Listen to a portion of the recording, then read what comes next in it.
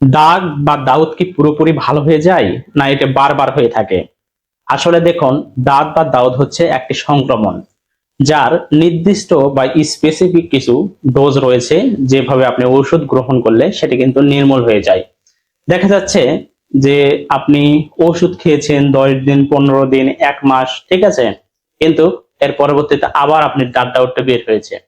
এর মেইন কারণ হচ্ছে আপনার ওষুধের ডোজটা কমপ্লিট হয়নি, এবং আরো কিছু কারণ আছে। এটা যদি ক্রনিক হয়ে যায়, অর্থাৎ দীর্ঘদিন থেকে যদি আপনার বডিতে থেকে থাকে, সেক্ষেত্রে কিন্তু এই দাঁত দাউদ আপনার বডির যে ইমিউনিটি ক্ষমতা, স্ট্রাকচার, সেগুলো কিন্তু সবকিছু চিনে ফেলে।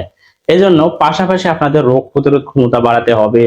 যেগুলো খাবার খেলে এই সংক্রমণ থেকে আপনি রক্ষা পাবেন, সেগুলোই খাওয়ার চেষ্টা রাখবেন। আপনি যদি অ্যালার্জি জাতীয় খাবার খান, আপনার শরীর যদি ঘামা থাকে, পোশাক পরিধান যদি পরিষ্কার না থাকে, আপনি যদি সাবান বা ডিটারজেন্ট বেশি পরিমাণে ইউজ করেন, তখন কিন্তু এই রোগগুলো আরো বৃদ্ধি পেয়ে যাবে।